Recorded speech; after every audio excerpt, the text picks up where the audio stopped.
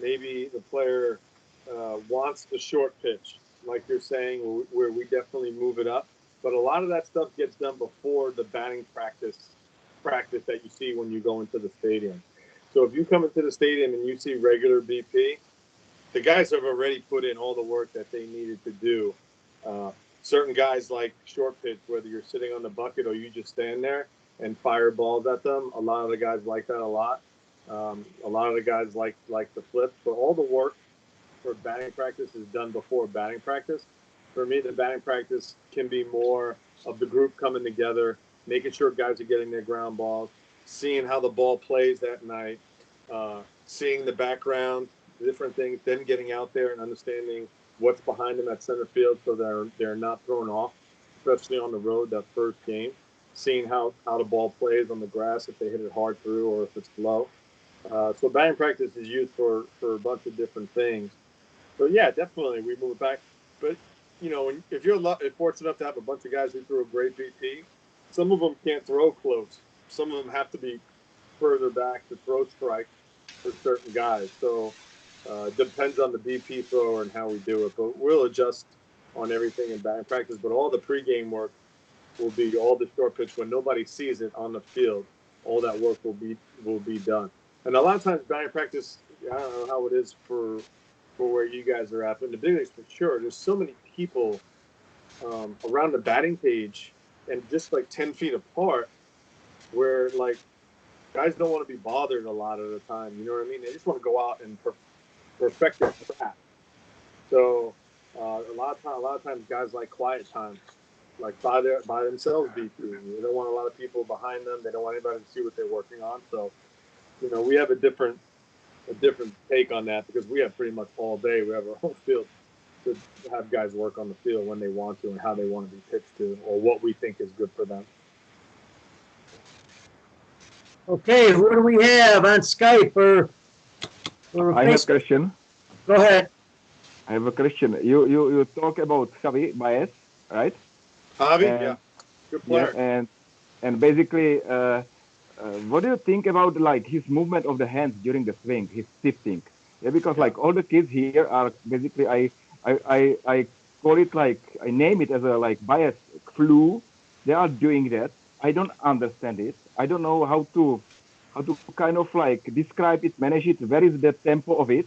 Yeah, I prefer like more like relax and calm. Yeah, like more simple movement. Yeah, during this thing. Yeah, or like really, what is your advice? Yeah, the kids want to do that, but it's so difficult. Yeah, he's moving hands yeah. so It's much.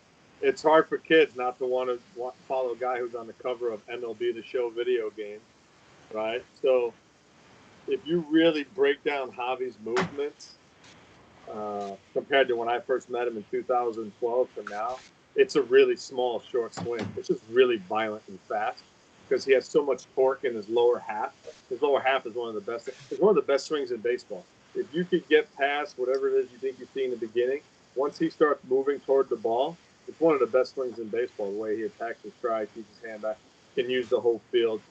I think some of the qualities we all try to compare. I think what Javi what you guys don't see and what the kids don't see is his hands really actually don't move that much once he starts initially. He always tries to quiet himself down to keep the bat on his shoulder sometimes and make his hands just stay still and pick up his leg.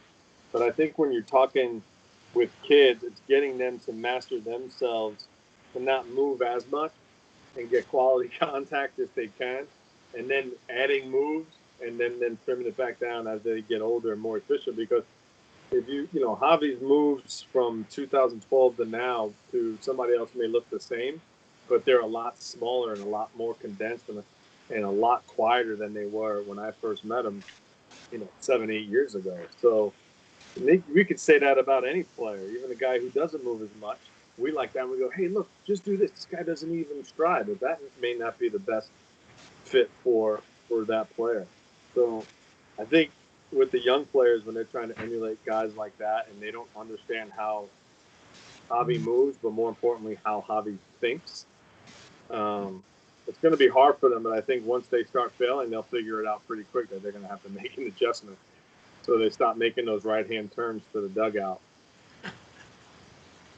And how Javi thinks.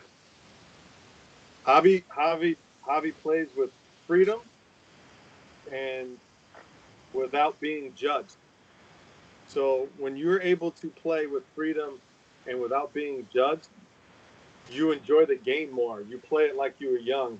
And Javi has faced a lot of adversity in his life, so he has a different perspective on the game. That's why you never see him put pressure on himself.